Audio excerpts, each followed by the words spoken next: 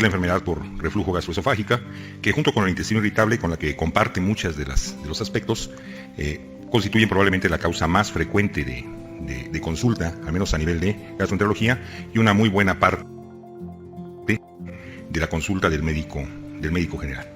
Obviamente hablar de todos los aspectos de enfermedad por reflujo es imposible en una hora, sin embargo voy a tratar de dar un panorama que les sea de utilidad a ustedes de qué hacer con un paciente que tiene manifestaciones de enfermedad por reflujo. Creo que esto es un complot.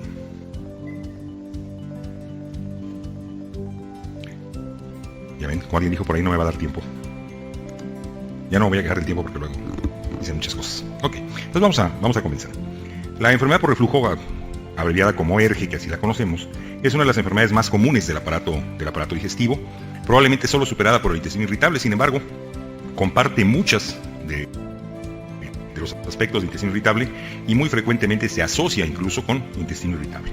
Se considera que hasta un tercio de la población general consume antiácidos o algunos fármacos para disminuir la acidez, y la mayoría de las veces por automedicación. Si nosotros vamos a cualquiera de las casas de nuestros pacientes, seguramente que vamos a encontrar algún medicamento que disminuya la acidez y constituye uno de los productos que más se venden en el mercado libre. Se calcula, como decíamos, que aproximadamente el 75% de la consulta que nosotros damos en gastroenterología está dada por enfermedad por reflujo. De hecho, los gastroenterólogos todos los días le prendemos una veladora a esta enfermedad para que no se nos acabe y podamos seguir comiendo y viniendo con ustedes. El reflujo por sí mismo no es patológico. El reflujo es un evento habitual. Todos los días tenemos aproximadamente 40, 50 eventos de reflujo y ni cuenta nos damos. Hoy hemos tenido todos nosotros unos 20, 30 eventos de reflujo y no nos va a causar ninguna sintomatología ni ninguna alteración si este reflujo es de poca intensidad, de corta duración y sobre todo la concentración de lo que está refluyendo es bajo, y lo más importante, si tenemos mecanismos de defensa adecuados. Vamos a considerarlo entonces como una enfermedad cuando va a afectar la calidad de vida del paciente. Y de hecho la definición de enfermedad por reflujo está basada en el consenso de Montreal, en donde considera que un paciente tiene enfermedad por reflujo cuando se desarrolla sintomatología porque los contenidos del estómago regresan ya sea del esófago a las vías aéreas superiores y ocasiona problemas al paciente, o bien lleva como consecuencia ciertas complicaciones que vamos a ver. En cuanto a la fisiopatología, esta es muy sencilla. Se produce por la incapacidad del esfínter esofágico inferior para evitar el reflujo del contenido gástrico tanto al esófago como a las vías aéreas. Normalmente debería ocurrir esto, sin embargo el reflujo se presenta y puede llegar no solo al esófago, sino a las vías aéreas, incluso a la boca. El esfínter esofágico inferior, recuerden ustedes, que se encuentra en esta zona, no es un verdadero esfínter, es simplemente una zona de mayor presión, que la función que tiene principalmente es evitar el reflujo de contenido, sobre todo líquido y también sólido, hacia las partes superiores. Y está influenciado por muy diferentes factores. Uno de los más importantes es el factor anatómico. El esófago es un tubo que está sometido a un cambio de presión. Por un lado, tenemos la presión del tórax, que es una presión negativa, y la presión del abdomen, que es una presión positiva. Si un tubo lo sometemos a este cambio de presión, se va a colapsar y se va a mantener cerrado. La presión normal del esfínter esofágico inferior es de 15 a 25 milímetros de mercurio en condiciones de reposo. Para que esto pueda funcionar, necesitamos tener un segmento del esófago dentro de la cavidad abdominal. Si todo el esófago está en el tórax, como ocurre en una hernia, esa diferencia de presión ya no puede cerrarnos el esófago. Necesitamos tener además un ligamento frenosofágico que se encuentra en esta zona, es esta membrana que está aquí, que mantiene una parte del esófago dentro de la cavidad abdominal. Tenemos obviamente la crura diafragmática, formado por los pilares del diafragma, que si están muy amplios permiten que el estómago se vaya hacia arriba. Y el ángulo de His, que está formado por la pared del esófago y el fondo gástrico. Cuando el fondo gástrico se llena, se recarga sobre el esófago y lo cierra. Si ese ángulo, que normalmente debería ser agudo, se vuelve un ángulo recto o un ángulo mayor de 90 grados, pues entonces se pierde esta capacidad. Es decir, son varios elementos anatómicos que me están dando la continencia en ese esfínter esofágico inferior, que anatómicamente pues no tiene un comportamiento realmente de esfínter. Y tenemos mecanismos de limpieza. Decíamos que el reflujo es algo normal, pero cuando el ácido regresa al esófago, empieza una serie de movimientos peristálticos que llamamos ondas peristálticas secundarias, que tienen como finalidad que este ácido que regresó vaya nuevamente al estómago. En algunos pacientes que tienen una peristalsis disminuida, puede ser que no tengan un reflujo muy importante, pero el ácido se queda más tiempo en contacto con la mucosa y eso me puede provocar sintomatología. Esta peristalsis, cuando nosotros dormimos, desaparece. Por eso la sintomatología en el paciente que tiene enfermedad por reflujo habitualmente es más frecuente en la noche, porque perdemos este mecanismo de defensa. Otro mecanismo importante es la producción de saliva. Todos los días producimos aproximadamente 2 litros de saliva, entre 1 litro y 2 litros de saliva, y esta saliva, que tiene un pH alcalino, va a barrer como una cascada este ácido que está regresando y lo va a llevar nuevamente hasta el estómago. En los pacientes que tienen disminución de la producción de saliva, o bien cuando dormimos, que también disminuye mucho la producción de saliva, se pierde este mecanismo de defensa. Y luego tenemos el efecto de la gravedad. Cuando nosotros estamos de pie, el ácido se queda en este sitio. Y a menos, como decía un maestro mío, que sea un ácido cirquero, pues no va a subir contra la gravedad. Cuando nosotros nos acostamos, perdemos la gravedad y el ácido puede regresar. Esos son mecanismos de defensa muy importantes que, aunque tengamos reflujo, no nos va a condicionar ninguna sintomatología si estos mecanismos funcionan en forma adecuada. Pero el esfínter esofágico inferior está sujeto también a diferentes acciones por hormonas y por algunas otras sustancias. Aquí tenemos todas estas hormonas, ven ustedes, la gastrina, la motilina, pubescina, todas estas incrementan la presión del esfínter esofágico inferior. En cambio, estas que están aquí, sobre todo la colecistoquinina, es muy frecuente que disminuya la presión del esfínter esofágico inferior. Y eso explica por qué a veces algunos pacientes que tienen litiasis vesicular, donde la vesícula no funciona en forma adecuada, son pacientes que tienen niveles de colecistoquinina muy altos y también tienen enfermedad por reflujo. Cuando se opera la vesícula, los datos de enfermedad por reflujo van a desaparecer. Y vean ustedes, estrógenos, progestágenos, también nos condicionan reflujo. Y eso explica por qué en las mujeres, además del aumento de la presión intraabdominal, estas hormonas nos van a disminuir la presión y las mujeres embarazadas tienen mayor facilidad de tener datos de reflujo. Pero no solo eso, sino que también algunos medicamentos y algunos alimentos pueden aumentar o disminuir la presión del esfínter esofágico inferior. De hecho, la mayoría de los procinéticos, metoclopramida, domperidona, cilincaprida, que todos esos están hechos justamente para aumentar la presión de este esfínter. De los alimentos, vean ustedes las proteínas. Cuando nosotros consumimos proteínas, la presión del esfínter también aumenta. Por eso a estos pacientes hay que recomendarles que en la noche preferentemente coman alimentos proteicos, porque vean de este lado todo lo que es carbohidratos, atoles, tamales, disminuyen la presión del esfínter esofágico inferior. Entonces el paciente debe en la noche consumir preferentemente proteínas. Vean ustedes aquí el caldillo de jitomate. Y díganme qué alimento mexicano no tiene caldillo de jitomate. El jitomate por sí mismo no causa problema, pero el caldillo de jitomate guisado libera sustancias que disminuyen la presión del esfínter esofágico inferior. El chocolate, la menta, el alcohol, el tabaco y muchos otros medicamentos, sobre todo medicamentos vasodilatadores o que actúan sobre músculo liso. Y es común que pacientes que nosotros tenemos, que le estamos dando nitritos, que le estamos dando algún medicamento para la presión, tengan al mismo tiempo efectos secundarios por disminución de la presión del esfínter esofágico inferior. Entonces, como ustedes ven, son muchos factores, no solo anatómicos, sino hormonales y fisiológicos los que nos pueden condicionar aumento o disminución de la presión de este esfínter. Claro, tenemos los factores agresores típicos. El más común es la presencia de la hernia hiatal. En la hernia hiatal, la unión esofogástrica se desplaza hacia arriba del diafragma y pierde esa diferencia de presión que habíamos comentado, y esto se mantiene abierto y permite el reflujo. Pero mucho ojo, no todos los pacientes que tienen hernia hiatal tienen reflujo, ni todos los que tienen reflujo tienen hernia hiatal. Claro, todo lo que disminuye el vaciamiento gástrico, que haga el vaciamiento gástrico muy lento, como puede ser una gasoparesia diabética, una úlcera en este sitio, un tumor, va a disminuir el vaciamiento gástrico y va a favorecer el reflujo. Lo que ya habíamos dicho, trastornos en la motilidad del esófago, que el esófago se mueva muy lento, también van a condicionar la sintomatología, no porque propicien el reflujo, sino porque el reflujo normal se queda más tiempo en este sitio. Cuando un paciente tiene reflujo, puede tener varias sintomatologías. Esta es la clasificación que se hizo en el 2006 de los síntomas constitutivos de la enfermedad por reflujo, y donde se empezó a hablar que la enfermedad por reflujo no solamente era con problemas esofágicos, sino también extraesofágicos. De los problemas esofágicos que podemos tener son síndromes sintomáticos, que es el síndrome de reflujo típico que ustedes conocen muy bien, que está dado fundamentalmente por el dato pivote, que es la pirosis, las agruras, que es la sensación de acidez en la parte superior de la boca o del esófago, y que pirosis y agruras aquí en México para fines prácticos son lo mismo. Puede haber regurgitaciones, eructos, cialorrea, hipo, dolor epigástrico o dinofagia. Habitualmente todos estos síntomas están relacionados con la postura más frecuente en postprandiales y sobre todo en la noche cuando el paciente se acuesta por la pérdida de esos mecanismos de defensa que habíamos comentado. Pero también está el dolor de pecho por reflujo. Esos pacientes que tienen dolor a veces de tipo anginoso, un dolor no muy claro a nivel torácico, pudiera estar relacionado con la presencia de reflujo y que condiciona espasmo de la musculatura esofágica y que a veces se puede confundir con un problema cardíaco. ¿Qué otros síntomas podemos tener del reflujo? Pues ya sabemos, tialismo, cialorrea, medicismo, que es cuando se regresa el bolo alimenticio hasta la boca y el paciente se lo vuelve a pasar, le puede dar una repasadita, y entonces aquí tiene que ver con aspectos más bien psiquiátricos, más que con problemas de reflujo, y cuando ya surgen complicaciones, pues puede empezar a aparecer disfagia porque haya una úlcera en ese sitio que se cicatrizó. Puede haber citofobia, que es miedo a comer, el paciente no quiere comer porque le va a dar muchas molestias, y puede en los casos muy avanzados, pérdida de peso. Entonces, ahí no hay problema, sintomatología básicamente esofágica. Decíamos que la pirosis es el síntoma cardinal o principal, es una sensación de ardor retroesternal o sensación de agrio aquí en la parte superior de la garganta, y es el síntoma más importante o que nos permite identificar esta enfermedad. Sin embargo, vale la pena contestar dos preguntas. Uno, ¿La pirosis es causada en todos los casos por reflujo? Y la segunda, ¿todos los pacientes que tienen pirosis padecen enfermedad por reflujo? ¿Ustedes qué dicen? Sí, sí, no, no, no, sí, no, no.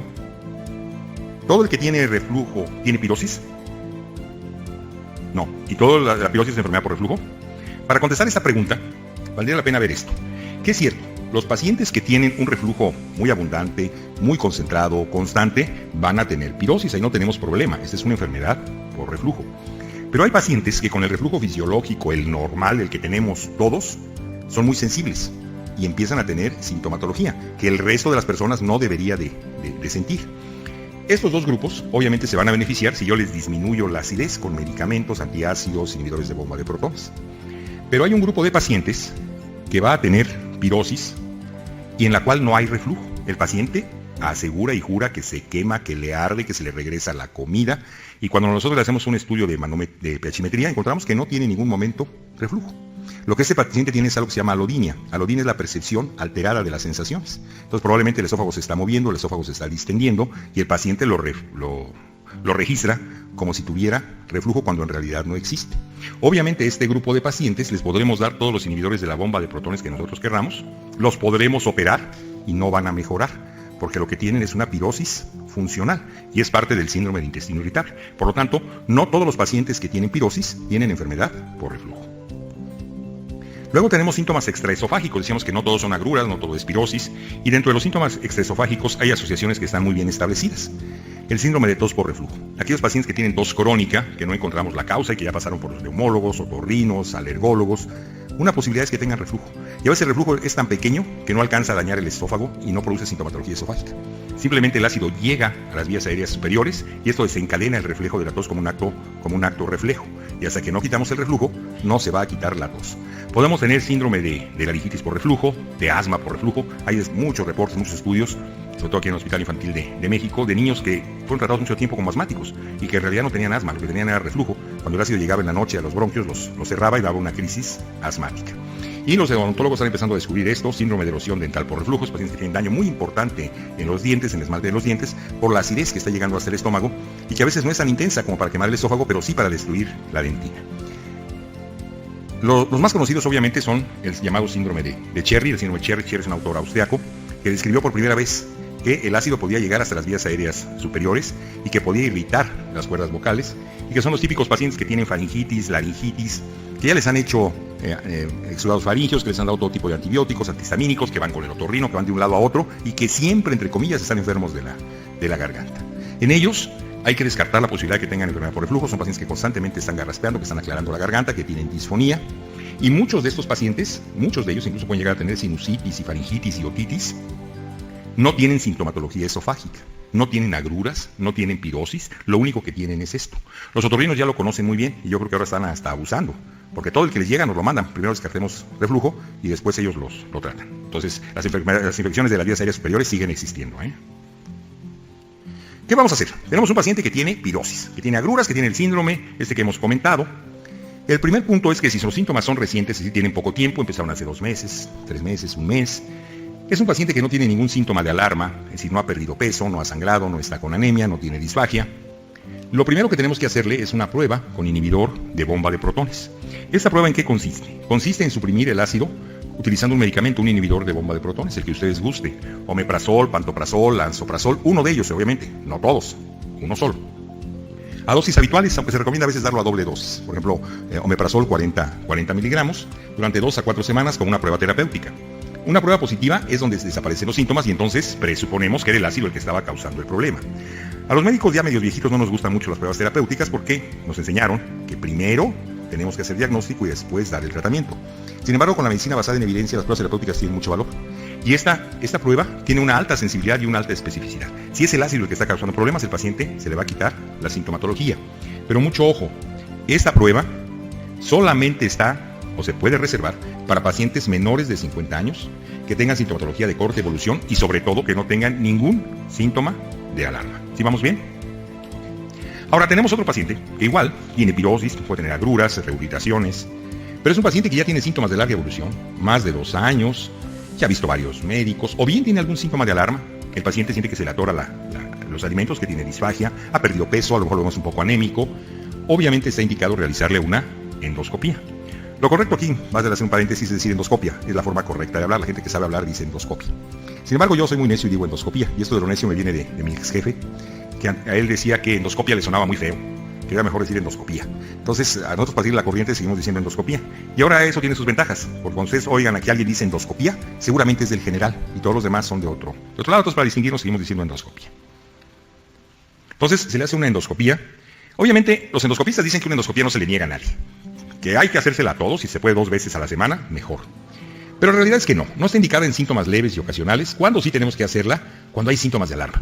Cuando el paciente tiene agruras, tiene pirosis, tiene regurgitación, pero además tiene disfagia, o tiene odinofagia, o tiene datos de anemia, o nos refiere que ha sangrado, aunque sea una sola vez, o que ha perdido peso. Obviamente, si el paciente anterior no hubiera respondido al tratamiento, siguiera con agruras, con pirosis, sería una indicación precisa de hacerle la nueva endoscopía. Obviamente pacientes con inmunocompromiso. Los pacientes inmunocomprometidos que empiezan con agruras, que empiezan con pirosis, lo más probable es que tengan cándida. Entonces, de una vez háganle un estudio. Y obviamente si el paciente tiene sintomatología crónica de larga evolución, sobre todo si son mayores de 50 años, si tienen obesidad, alcoholismo, tabaquismo, es el terreno ideal para que aparezca el esófago de Barrett. Es una indicación precisa de hacer una endoscopía. Al hacer una endoscopía nosotros podemos encontrar efectivamente que el esófago está lesionado. ¿Y qué lesiones puede tener el esófago? El esófago puede tener una esofagitis como esta que estamos viendo aquí, una esofagitis grado D. Puede tener una estenosis ya, porque se formaron úlceras, se cicatrizaron y estenosaron el esófago. Puede tener un esófago de Barrett con estas lengüetas heterotópicas de tejido. O puede tener un cáncer, este es un cáncer en un paciente que tenía un esófago de Barrett. En la esofagitis existe una clasificación, que es la clasificación de Los Ángeles, es la que está de moda, y se llama así porque fue hecha en Los Ángeles, y se basa en cuatro etapas. La etapa A, o esofagitis grado A, son erosiones muy pequeñitas, como esta que está aquí, como esta otra que está aquí, menores de 5 milímetros que solo se encuentran en el esófago, que no se corren hacia el estómago. La esofagitis grado B son erosiones mayores de 5 milímetros, pero que solo están en el esófago, que no se van hacia el estómago. La esofagitis C son erosiones mayores de 5 milímetros que están tanto en esófago como en estómago, pero que no rodean completamente la circunferencia del esófago. Y la esofagitis D es donde rodea completamente la circunferencia del esófago, y obviamente cuando esto cicatrice va a dejarnos estenosado el esófago. ¿Qué es lo importante de esta clasificación? Lo importante de esta clasificación es que cuando un endoscopista nos dice que el paciente tiene esofagitis A o B, es un paciente que se va a tratar médicamente, que excepcionalmente requerirá cirugía y que excepcionalmente requerirá tratamiento en forma permanente. En cambio, si el paciente tiene esofagitis C o D, es un paciente que va a requerir tratamiento permanente, tratamiento de por vida, de sostén, o bien es un paciente que necesitamos operarlo. Entonces, la importancia de la clasificación: A y B, una buena respuesta a tratamiento médico; C y D, la respuesta puede ser buena, pero requiere tratamiento permanente, o bien cirugía. Podemos encontrar esófago de Barrett, ¿sí? Entonces, tenemos ya dos variedades. La enfermedad por reflujo se puede presentar como una enfermedad por reflujo erosiva, como la que vimos anteriormente, con erosiones. Y la segunda variedad es que puede presentarse como un esófago de Barrett. Es una forma de presentación de la enfermedad por reflujo. Anteriormente se creía que primero el paciente tenía una enfermedad por reflujo no erosivo. Después se volvía erosivo y posteriormente se volvía Barrett, y que iban evolucionando. En la actualidad sabemos que no, que son 3 formas de presentarse diferentes de la misma enfermedad. El por qué un paciente hace una forma y por qué el otro hace otra no lo sabemos totalmente, probablemente tenga que ver algo genético. Entonces el paciente que es erosivo se queda erosivo toda la vida, y el que desarrolla Barrett lo desarrolla desde un principio. Entonces pues, es una metaplasia. Estamos viendo aquí un esófago de Barrett muy largote, vean lo grande, con heterotópico, un esófago de Barrett chiquito, y puede llegar a tener, esto se puede convertir en cáncer. Recuerden que puede aparecer aquí un adenocarcinoma. ¿Qué es lo importante del esófago de Barrett cuando lo encontramos? Que es una entidad premaligna, que es un factor de riesgo conocido para el desarrollo de adenocarcinoma gástrico, que un Barrett como este que está aquí se puede convertir en esto, en un cáncer, pero que no todos los pacientes que tienen enfermedad por reflujo van a tener Barrett. Del gran grupo que tenemos de pacientes que tienen enfermedad por reflujo, que es este círculo, un porcentaje aproximadamente del 5 al 15% tienen esófago de Barrett. Otro componente grandote tiene la enfermedad erosiva, y la mayor parte, como vamos a ver, tienen la variedad no erosiva. Los que tienen Barrett, este 5 a 15%, vean ustedes, solo el 1% se va a convertir en cáncer. El riesgo por año es de 0.5, es decir, de cada 200 pacientes que nosotros diagnosticamos, uno va a desarrollar cáncer. Es poquito, no esperaría que fuera mucho, pero es poquito si es de a otra persona, pero si fuera nuestro familiar o fuéramos nosotros, nos parecería mucho. Y como es de los pocos factores que podemos conocer que van a desarrollar cáncer, pues hay que estarlo siguiendo, porque habitualmente no sabemos quién va a desarrollar cáncer hasta que aparece. Entonces, ¿qué tenemos que hacer con un paciente que tiene esófago de Barrett? El paciente que tiene esófago de Barrett no tiene una sintomatología específica. Uno esperaría que estos pacientes con esas lengüetas de tejido así heterotópico tuvieran mucha sintomatología, y es lo contrario. Habitualmente la sintomatología es muy leve. apenas tiene un poquito de agruras, un poquito de pirosis, y vean ustedes, hasta el 25-40% de los pacientes están asintomáticos. ¿Por qué? Porque son pacientes que habitualmente son mayores de 50 años, que pueden tener alguna otra enfermedad como diabetes o hipertensión, que disminuye la percepción al dolor, y el mismo epitelio de Barrett protege las terminaciones nerviosas y el paciente no tiene una gran cantidad de sintomatología, y a veces el 10 o 20% los diagnosticamos ya cuando tienen un cáncer. Entonces un paciente que tenga más de 50 años, que empiece con agruras y decíamos, que sea obeso y que tenga tabaquismo y alcoholismo, aunque no tenga mucha sintomatología, háganle una endoscopía, porque ahí pueden descubrir el Barrett. ¿Qué es lo importante del Barrett? Este es un esófago de Barrett, estamos viendo que no tiene displasia, estamos viendo las glándulas aquí normalitas, pero es un Barrett. Puede empezar a tener displasia, que se llama displasia de bajo grado. Vean cómo los núcleos van cambiando, sus características se van volviendo más polares, más pignóticos, y esa es una displasia de bajo grado. Esa tampoco tiene mucha importancia, y puede convertirse en una displasia de alto grado. Aquí sí, cuidado, porque esto ya no se parece a estas glándulas, ya empiezan a aparecer células muy feas, y lo que sigue es la aparición de un cáncer. Y esto se lleva un tiempo, no es de la noche a la mañana. Entonces, ¿qué vigilancia debemos darle a estos pacientes? De acuerdo al Colegio Americano de Gastroenterología, que es lo que está de moda en la actualidad, si un paciente no tiene displasia, simplemente tiene esófago de Barrett, tenemos que hacer 2 endoscopías anuales. Hacemos una endoscopía ahorita, hacemos otra endoscopía dentro de 6 meses. Si son negativas para displasia, empezamos a hacerla cada 3 a 5 años. Si ya hicimos 2 y salieron negativas, no tiene displasia, la hacemos cada 3 o 5 años. Ahorita vamos a ver por qué esto. Si el paciente tiene displasia, y es displasia de bajo grado, entonces hacemos una endoscopía ahorita, una en 6 meses y otra en los siguientes 6 meses. Y si sigue saliendo con displasia de bajo grado, vamos haciendo una endoscopía cada año. Cada año vamos repitiendo la endoscopía. Si el paciente desde un principio tiene displasia de grado alto, olvídense de esto ya. Si tiene displasia de grado alto, tiene un carcinoma in situ. Y entonces tenemos que quitarle la mucosa a ese paciente con técnicas ablativas o tenemos que operarlo porque si no va a desarrollar un cáncer. ¿Por qué este seguimiento? Se pensaba anteriormente que entre más tiempo tuviera un paciente esófago de Barrett, mayor riesgo de desarrollar cáncer, y pareciera lógico, ya tiene 10 años con Barrett, en cualquier rato le va a aparecer el cáncer. Pues es totalmente al revés. El riesgo mayor de desarrollar cáncer es en los primeros 5 años, después de haber diagnosticado esófago de Barrett. Si el paciente ya pasó de 5 años, difícilmente va a ser cáncer. Y el paciente que tiene más de 10 años, excepcionalmente hará cáncer. Por eso los seguimientos tienen que ser inicialmente muy continuos, y conforme va avanzando el tiempo los vamos dejando libres. Pero puede resultar que nosotros tenemos un paciente que tiene agruras, que tiene pirosis, que tiene regurgitaciones, que tiene muchas molestias, que ya lo vieron muchos médicos, y le mandamos a hacer una endoscopía. Y resulta que la endoscopía está tan bonita como esta. El esófago se ve así rosita, no tiene ni siquiera hernia hiatal, todo es normal. ¿Qué hacíamos anteriormente con estos pacientes? Los mandábamos al psiquiatra. Porque decíamos, mira, está loco o está loca. Dice que le arde, dice que le quema, que no puede vivir, y el esófago está bien loca. En la actualidad sabemos que existe una variedad de la enfermedad por reflujo que se llama enfermedad por reflujo no erosiva, y que no solo es una variedad, sino que es la forma más frecuente de presentación de la enfermedad por reflujo. Por lo tanto, si un paciente tiene agruras, tiene pirosis y usted le hace una endoscopía y la endoscopía sale normal, esto no descarta enfermedad por reflujo. Entonces, ¿qué tenemos que hacer? ¿O qué características tiene un paciente que tiene enfermedad por reflujo no erosivo del erosivo? El erosivo habitualmente es hombre. La no erosiva, lo más frecuente es que sean mujeres, por eso lo de loca, no porque sea yo misógino. Habitualmente son mujeres. La mayoría de los pacientes que tienen enfermedad por reflujo no erosiva están en su peso, a diferencia de los erosivos, que habitualmente son gorditos. Casi no tienen hernia hiatal. La presión del esfínter esofágico inferior puede ser normal. Claro, tienen mayores trastornos psicológicos, y cómo no van a tener mayores trastornos psicológicos si todo el mundo dice que no tiene nada. Si llegan a veces con una bolsa de medicamentos, ya tomaron todo y nada los mejora, o es más, ya los operaron y aún no mejoran, pero fuera de eso son iguales en cuanto a edad, intensidad y calidad de vida. Entonces, ¿qué hacemos con un paciente que tiene pirosis y donde la endoscopía es negativa? O bien un paciente que tiene sintomatología esofágica y nosotros presuponemos que la tos que tiene el paciente, que esa faringitis crónica que tiene el paciente, está dada por reflujo. O bien un paciente que ya le dimos inhibidores de bomba de protones en forma empírica y que no mejoró, ya le dimos todos los mejores, el más nuevo que acaba de salir se lo dimos y sigue con agruras. ¿Qué tenemos que hacer en estos pacientes? Hay que hacer una pHimetría. La pHimetría es un estudio que no está indicado si el paciente tiene esofagitis. Si en la endoscopía ya les dijeron que tiene esofagitis, ¿para qué quieren la pHimetría? Lo único que les va a decir es que tiene reflujo, pero ya lo sabíamos que tiene reflujo, que el esófago está quemado. Si tiene esófago de Barrett, tampoco le hagan pHimetría. Pues ahí está la evidencia de que el paciente tiene reflujo. ¿Cuándo está indicado hacer una pHimetría? Cuando el paciente tiene sintomatología de reflujo, pero la endoscopía es negativa o es normal. Obviamente nos puede servir para evaluar el tratamiento quirúrgico en niños y en adultos que tengan dificultad de comunicación, o decíamos en aquellos que estamos sospechando que la sintomatología extraesofágica esté dada por reflujo. Entonces, como ustedes ven, tiene una indicación la pH-metría muy precisa. No la vamos a hacer en todos. Hacer una pH-metría no es algo sencillo. Consiste en meter una sonda aquí por la nariz, como este que se ve aquí, una pequeña sonda le dicen al paciente. Y lo mandamos a casa a que haga su vida completamente normal. Yo no sé cómo alguien puede hacer la vida normal con una sonda metida ahí en la nariz. Ese aparato va registrando en qué momento el pH del esófago se vuelve ácido, que hay reflujo, y nos mide cuántos episodios de reflujo tenemos y cuánto duran cada episodio de reflujo. Y el paciente tiene que estar anotando en una libretita en qué momento tuvo alguna sintomatología y se le deja comer de todo. Son reyes por un día, que coman todo lo que quieran, que saben que les hace daño.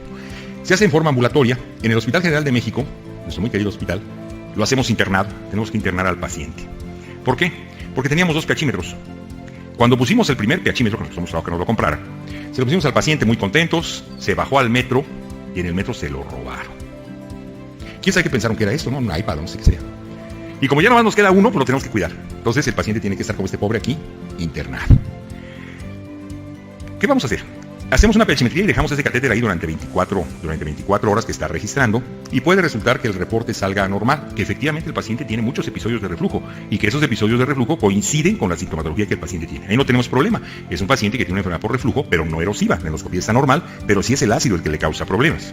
Pero puede resultar que el paciente tenga, hasta en un 30% de los casos, vean ustedes, tengan una pH-metría normal, que el paciente tiene 2 cosas. Una, que tenga un esófago hipersensible, es decir, tiene reflujo fisiológico, pero cada que viene el reflujo fisiológico, el paciente percibe la molestia. Eso es un esófago hipersensible. O bien, puede resultar que sea una pirosis funcional, es decir, el paciente ni siquiera tiene reflujo fisiológico y aún así está teniendo sintomatología. Esto es parte del síndrome de intestino irritable. Veamos unos registros. Este es un registro de pH-metría. Se considera normal cuando está por debajo el pH de 4 de esta línea. Cuando en el transductor registra que el pH en el esófago cayó por debajo de 4, pues es un reflujo ácido. Vean el registro de este paciente desde las 3 de la tarde, toda la tarde y toda la noche, pues prácticamente estuvo con reflujo continuo. Esos rombitos que están aquí mencionan en qué momento el paciente tuvo pirosis y no hay ningún problema. En el momento en que el paciente tiene reflujo ácido, el paciente tiene pirosis, es una pH-metría normal y que nos habla de una enfermedad por reflujo. Pero vean este otro registro. Aquí este paciente tiene reflujo que es fisiológico, es totalmente fisiológico esto, tener estos picos como habíamos dicho, y cada que el paciente tiene este pico, el paciente tiene sensación de pirosis. Aunque es un reflujo fisiológico, el paciente lo está sintiendo, y eso lo llamamos esófago hipersensible. Y vean este último registro. El paciente todo el tiempo tiene pirosis, ¿y en qué momento tuvo reflujo? Nunca, más que este piquito chiquito aquí, pero nunca tuvo pirosis. Nunca tuvo reflujo. Obviamente este paciente lo que tiene es una pirosis funcional. Es parte del síndrome de intestino irritable. ¿Qué debemos hacer con este paciente? Según el consejo del doctor Bernal, que vendrá en un ratito más, si no me dejara mentir, hay que buscar a un compañero gastroenterólogo que le caiga a uno mal y mandarle a este paciente diciéndole que él se lo va a resolver. Eso es lo que hay que hacer. No es cierto, no sabemos todavía qué hacer. Estos son los valores normales de pH-metría. Vean ustedes, debemos tener normalmente hasta 50 episodios de reflujo. Todos podemos tener 50 episodios de reflujo y eso es normal. El reflujo de mayor duración no debe tardar más de 3 minutos, es decir, debe ser un reflujo en el cual los mecanismos de defensa actúen adecuadamente y el ácido regrese al estómago.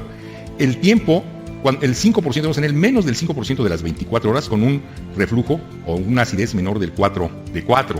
Si tenemos más tiempo de esto, como el primer registro que les mostré, pues obviamente es patológico, y el reflujo más prolongado no debe durar más de 20 minutos. Eso ya está bien establecido y se pueden sacar algunos índices, pero eso es simplemente para demostrarles que el reflujo por sí mismo no es patológico, que es patológico cuando causa algunas otras alteraciones. Hay algunos otros nuevos métodos que se están utilizando. Tenemos el método Bravo. En el método Bravo se mete esta capsulita aquí con un endoscopio y se deja ahí pegada y está registrando durante 24 hasta 48 o 72 horas sin necesidad de dejar una sonda. Después esto se desprende, se va al estómago y se elimina con la materia fecal. No hay que ir a lavarlo para volver a usarlo, eso ya se desecha por ahí.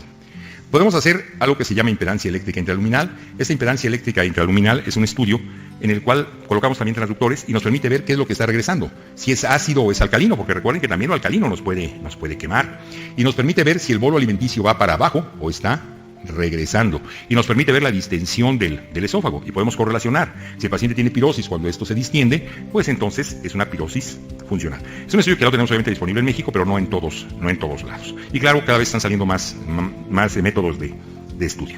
¿Y dónde quedó nuestra querida serie esófago gastrodenal, que antes la usábamos mucho para diagnosticar enfermedad por reflujo? El papel actual de la serie esófago gastrodenal es cuando el paciente tiene disfagia. Si el paciente tiene disfagia, es probable que ocurra algo como esto, que el reflujo condicionó una estenosis en toda esta zona. Vean una hernia tal grandota, aquí está el diafragma, una hernia tal grandota, se estenosó todo esto, la parte de arriba está dilatada y claro, si yo le llevo al endoscopista esta imagen, el endoscopista va a entrar con toda seguridad por acá, no va a causar ningún problema, va a entrar despacito y va a poder dilatar al paciente. O bien, esta otra, vean una estenosis muy larga aquí en el tórax, pareciera incluso una clase, pero que está en el tórax, con un esófago muy dilatado, el endoscopista me lo va a agradecer y lo va a poder dilatar. Pero si su paciente no tiene datos de disfagia, la serie esófago gasodenal en la actualidad no tiene ningún valor en el manejo del paciente con enfermedad por reflujo. Lo que tenemos que hacerle, como ya hemos comentado, es una endoscopia. Espero que no haya radiólogos porque siempre me peleo con ellos. Y la manometría, pues también era un estudio muy importante, se decía. Si el esfínter esofágico inferior tiene una presión menor de 10 milímetros de mercurio, es un esfínter que no sirve, que va a tener reflujo y que hay que operar al paciente. Y nosotros operamos muchos pacientes que tenían presiones menores de 10 milímetros de mercurio. En la actualidad sabemos que no es tan importante la presión total que tenga el esfínter, sino las relajaciones transitorias. Ya quedamos que se relaja constantemente. Si esta relajación dura mucho, va a tener episodios de reflujo muy grandes. Y la manometría no mide esto. La manometría no tiene la capacidad de medir relajaciones transitorias. Hay pacientes que tienen manometrías normales y aún así tienen reflujo. Y hay pacientes que tienen presiones de esfínter esofágico inferior menores de 10 milímetros de mercurio y aún así el esfínter es competente. Por lo tanto, la manometría no sirve para evaluar al paciente con enfermedad por reflujo. ¿Cuál es la única utilidad? Cuando vamos a operar al paciente. Si uno decide que este paciente que tiene enfermedad por reflujo hay que operarlo, entonces sí, hay que hacerle una manometría, porque nosotros le vamos a hacer una zona de alta presión en la parte de abajo, y si el paciente no tiene un movimiento esofágico adecuado, pues entonces, después de operado, ¿cómo va a comer? Va a estar con disfagia. Entonces, la única indicación de manometría, fíjense ustedes, es cuando el paciente lo vamos a operar. Esto es, ¿dónde es? Para despertarlos un ratito. Palenque, ¿no? El templo de las inscripciones en Palenque, vean qué belleza, qué bonito se ve, pero vean cómo está esto todo negro, así medio, pues con moho del tiempo y demás. Hace algunos cuantos años, y vean cómo está ahorita, qué belleza, ¿no? Fue tomado el año pasado.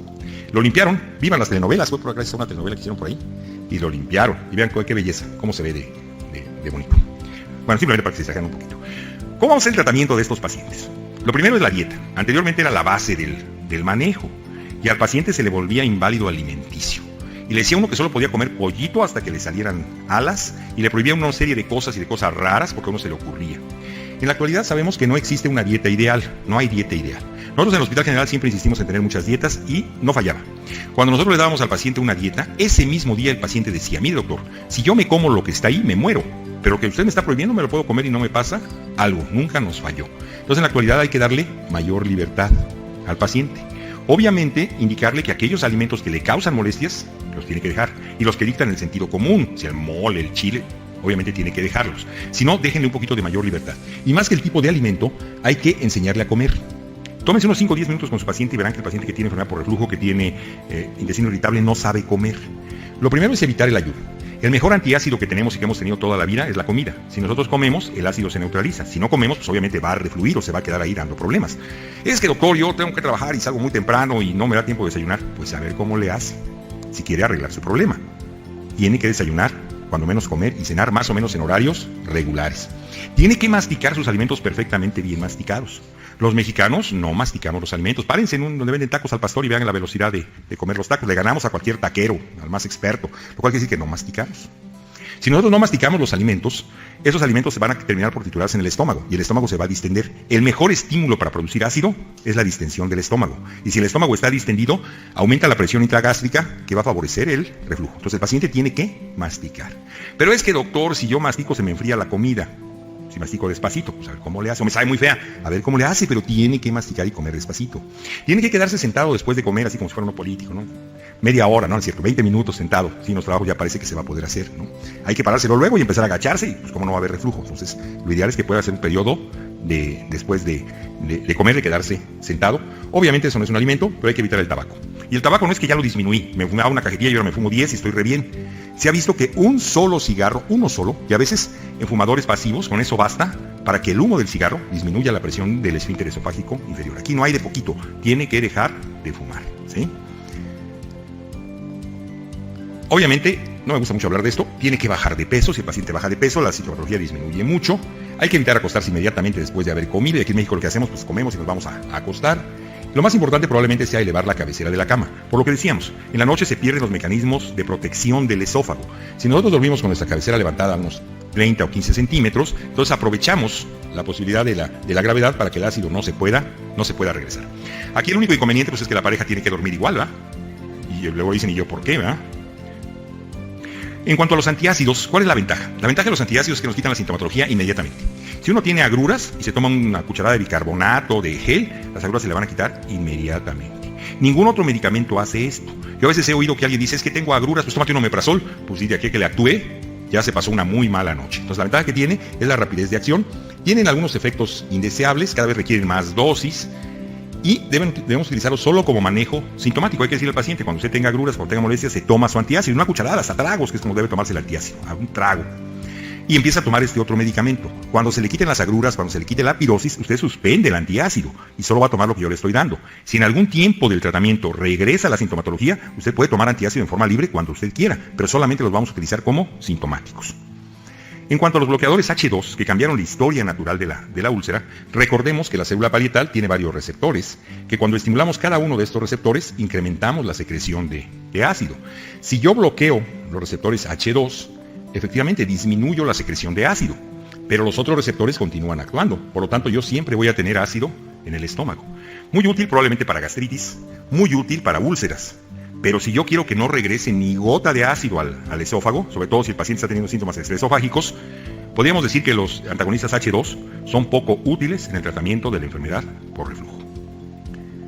Los procinéticos, que tendrían la finalidad así teórica de que aumentan el movimiento del esófago, que aumentan la presión del esfínter esofágico inferior, que favorecen el vaciamiento gástrico y que en teoría debían funcionar muy bien, la realidad es que todos ellos son de utilidad muy limitada. Algunos tienen efectos secundarios severos, tóxicos, son caros y no aportan, más que en alguno que otro caso muy particular, algún beneficio. Por lo tanto, el medicamento de elección son los inhibidores de la bomba de protones, tienen utilidad probada, es decir, controlan los síntomas, pero no inmediatamente, requieren un cierto tiempo, cicatrizan las lesiones, incluso de la esofagitis ese grado D que les mostré, son superiores a los demás tratamientos, superiores a procinéticos, superiores a bloqueadores H2. Ven ustedes esta comparación, aquí están los IVPs comparado con todo lo demás. No hay diferencia significativa entre ellos, porque siempre saben cuál es mejor, cuál es el mío, cuando van los representantes dicen, el mío es el bueno, no, el mío porque acaba de salir. Estudios bien comprobados, actualmente acaba de haber un simposio en este año, de un consenso, todos son exactamente iguales para fines prácticos, no hay diferencia significativa, pero el tratamiento tiene que darse preferentemente durante 8 semanas. Un paciente que tiene esofagitis tiene que recibir tratamiento durante 8 semanas de tratamiento. En los pacientes que tienen esofagitis C, ya lo habíamos comentado, el que tiene esofagitis C y tiene esofagitis D, las lesiones se van a curar con 8 semanas de tratamiento. Pero si nosotros le suspendemos el tratamiento, vean ustedes, a los 6 meses la gran mayoría va a recidivar. Por lo tanto, si el paciente tiene esofagitis C o tiene esofagitis D, tenemos que darle tratamiento de sostén. El mejor tratamiento definitivamente son los inhibidores de bomba de protones. Vean ustedes aquí, si le damos placebo, a diferencia de lo que le damos inhibidores de bomba de protones, donde se mantienen sin recidiva de la enfermedad. Y para fines prácticos, igual, son lo mismo, el que ustedes escojan. La mayoría de los pacientes van a requerir, decíamos, tratamiento a largo plazo, sobre todo si son C o D. ¿Y cómo dar este mantenimiento? Podemos dar una dosis baja diaria, dosis pequeñitas, si estamos dando 40 miligramos, damos 20 miligramos diarios, o bien en forma intermitente. Lo que actualmente se está haciendo es tratamiento a libre demanda, es decir, curamos las lesiones durante 8 semanas y después dejamos que el paciente tome el medicamento solo cuando tenga sintomatología. ¿Cómo voy de tiempo? ¿Sí voy bien? ¿Sí, verdad? Sí, todavía creo, según aquí tengo toda una hora todavía. ¿Sí, verdad? No es cierto, tengo 12 minutos según esto. Pues yo me voy a tomar una hora. Ya no sé si me aguantan. Bueno, decíamos que el grado de inhibición de los inhibidores de la bomba de protones depende de la dosis que nosotros utilicemos. No hay recetas de cocina. Pero lo que se ha visto es que habitualmente el paciente va a responder bloqueando la secreción de ácido con estas dosis. 20 miligramos de omeprazol, 40 de pantoprazol, 30 de lansoprazol, 20 de lansoprazol, 40 de esomeprazol y 60 de dexlansoprazol. Pero para fines prácticos, ya hemos comentado, todos son iguales. Desde el punto de vista farmacocinético no, pero desde el punto de vista clínico sí, son igualitos. Pero vean ustedes lo que ocurre en la enfermedad por reflujo no erosiva. En erosiva ya quedamos, una cicatrización del 80-90%, cicatriza las lesiones, se quita la sintomatología. Pero en el paciente que tiene enfermedad por reflujo no erosiva, vean, solo el 50% responde al tratamiento. Y es un gran problema. ¿Qué estamos intentando hacer? ¿O qué se está intentando hacer? El problema en estos pacientes no parece ser el exceso de ácido, porque lo que regresa no es mucho ácido. No regresa mucho ácido que el esófago no está quemado. Lo que está ocurriendo es que las relajaciones transitorias son muy continuas y muy constantes, y aunque haya poquito ácido, esto es continuo. Se están investigando algunos medicamentos que disminuyen las relajaciones transitorias en el tallo cerebral, todos estos, que actúen a nivel del estómago, Y el futuro probablemente va a ser nuevos inhibidores de bomba de protones con medicamentos que eviten las relajaciones transitorias. ¿Cuál es el tratamiento del esófago de Barrett? Es el mismo manejo exactamente que la enfermedad por reflujo, medidas higiénico-dietéticas e inhibidores de la bomba de protones a dosis altas, pero es un tratamiento permanente. Son pacientes que tienen que manejarse de por vida. Anteriormente el paciente que tenía esófago de Barrett era una indicación precisa de cirugía, en la actualidad no. En la actualidad podemos hacer algo que se llama gastrectomía química. Con inhibidores de bomba de protones los podemos mantener todo el tiempo. Recordemos esto. El paciente que tiene esófago de Barrett no va a revertir con tratamiento médico. Aunque nosotros le demos tratamiento médico, el esófago de Barrett se va a quedar ahí todo el tiempo y tampoco va a revertir cuando damos tratamiento quirúrgico. Ya casi vamos a terminar, ya no le falta una hora. Así que el doctor Bernal no ha llegado. ¿Es cierto, doctor Bernal? ¿Cómo está? Ya protestó. ¿Cuáles pueden ser las fallas al tratamiento con inhibidores de bomba de protones? Primero, que nuestro diagnóstico esté equivocado. Pues el paciente no tenía una enfermedad por reflujo, lo que tenía era una esofagitis por cándida, tenía un cáncer. Puede ser que las dosis sean insuficientes, que le estamos dando 20 miligramos ahí de pantoprazol, porque en la tele nos dijeron que esa es la dosis buena. Que el tiempo sea muy cortito y irregular, porque en la tele dicen que en 2 semanas todas las lesiones del estómago están corregidas, así lo dicen, y lo pasan en la tele, debe ser la realidad, cuando ya sabemos que se requieren 8 semanas. Que el paciente no ha dejado el tabaco, no ha dejado la dieta, pero esto es muy importante. Medicamentos inadecuados. Nosotros le mandamos omeprazol, pantoprazol en forma correcta, y como dice el doctor Bernal, le dan talcoprazol, casiprazol, niprazol, semiprazol y el chafa y el transaprazol que próximamente van a salir al mercado, y cacaprazol, que dice el doctor Bernal. Y esto lo hemos permitido nosotros, que nos lo cambien porque dicen que es lo mismo. Entonces hay que tener mucho cuidado con esto. Y con el Helicobacter, ¿qué hacemos con el Helicobacter? Pues si lo encontramos a cada rato, no tiene nada que ver, ¿sí? Entonces, si ustedes encuentran un paciente que tiene enfermedad por reflujo, nada más, y tiene Helicobacter, déjenle ahí su Helicobacter, no se lo erradiquen. Obviamente, si el paciente tiene úlcera y tiene enfermedad por reflujo, y tiene gastritis central y tiene enfermedad por reflujo, sí, erradiquen el Helicobacter. Pero si solo es enfermedad por reflujo, dejen tranquilo el Helicobacter, por favor. Finalmente, ya unas palabras de tratamiento médico contra cirugía. No es que estén uno contra otro, son complementarios. Y hay que tomar la medida adecuada en cada uno de los pacientes. Ya decíamos, siempre iniciar con tratamiento médico. ¿En quién estaría indicada la cirugía? Pues el paciente que no respondió al tratamiento, uno pensaría, no mejoró con tratamiento, pues vamos a operarlo. Pues todo lo contrario. El mejor paciente para operar es aquel que respondió a tratamiento médico y que seguramente va a responder a la cirugía. Si el paciente no respondió al tratamiento médico, puede tener una pirosis funcional o puede tener alguna otra cosa. Y si ustedes lo operan, a ver, explíquenle por qué sigue con pirosis y por qué sigue con agruras. Obviamente, si tiene una hernia de este tamañote, pues opérenlo, ¿verdad? Si tiene alguna complicación severa, la cirugía puede ser de utilidad. Se han utilizado muchas técnicas, no vamos a hablar de ellas. La que actualmente se está utilizando más es la técnica de Nissen, que consiste en rodear al esófago con el fondo del estómago, crear una zona de alta presión en este sitio, habitualmente 2 veces mayor de lo que tiene la presión del estómago. Es una cirugía que puede funcionar muy bien hecha en buenas manos. Se puede hacer por vía abierta o por vía laparoscópica. Pero sabemos que la cirugía laparoscópica y abierta para fines prácticos tiene resultados similares en cuanto a función, no cuanto a estética y movimiento del paciente. Que la cirugía laparoscópica debería ser menos costosa que la abierta, cosa que no es cierta. La laparoscópica es más costosa que la abierta.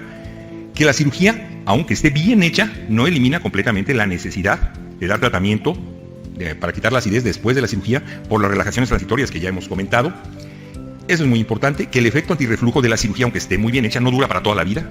Que este efecto se va perdiendo en mayor o menor grado y que algunos pacientes después de algunos años van a tener reflujo, aunque hayan estado muy bien operados, no es para siempre, y que obviamente la cirugía, como toda cirugía, tiene mortalidad. Entonces, hay que pensar muy bien antes de mandar a un paciente a cirugía, y si el paciente lo requiere, la cirugía puede ser una buena opción. Se están intentando algunas otras cosas, pues una sutura endoscópica transoral, aplicación de radiofrecuencia o procedimiento Stretta, inyección de polímetros y plicator. Simplemente se los voy a mostrar. Es el método Stretta, que es una sonda de 4 electrodos con aguja, que da una energía de radiofrecuencia con temperatura controlada de 75 a 85 grados centígrados y que produce una zona de fibrosis en este sitio y que en teoría elimina el reflujo. Pero sería para pacientes que no tienen una sintomatología realmente muy grande ni unas hernias diatales grandotas. Se está intentando esa inyección de polímeros en sutura endoluminal, el endocinch, a través de un endoscopio, que obviamente los endoscopistas han dejado a muchos cirujanos ya en el armario sin necesidad de que salgan del armario. Y hacerlo aquí haciendo una sutura, un doblez aquí en todo el esófago, que quede de esta manera, nos van suturando, hasta que quede de esta forma cerrada y crear una zona de alta presión. Son intentos simplemente por hacer procedimientos no tan invasivos que no están utilizados en forma generalizada, sino en algunos pacientes muy específicos. ¿Qué podemos concluir de todo esto?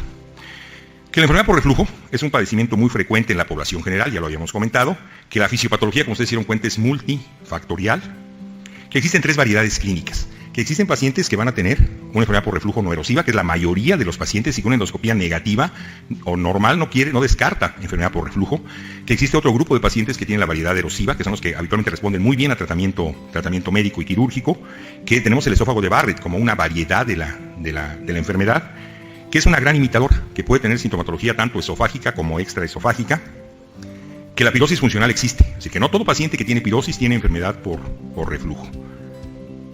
Que tenemos que hacer un uso muy racional de las pruebas, que no todos los pacientes requieren endoscopía. Unos pocos van a requerir pHimetría y casi nadie va a requerir de manometría, y que tenemos que hacer un uso racional de ellos. Que los inhibidores de la bomba de protones en la actualidad son el mejor medicamento para el tratamiento, pero que no resuelven todos los casos, que se están estudiando nuevos medicamentos para el control de la enfermedad, y que la cirugía tiene indicaciones precisas, que realizada en buenas manos puede ser una buena opción, pero que no todo el paciente que tiene reflujo requiere cirugía. Y la conclusión más importante que yo puedo sacar esta tarde aquí, pues es esta que estamos viendo, que están ustedes viendo, y no me dejarán mentir que esa es la realidad. Les agradezco mucho su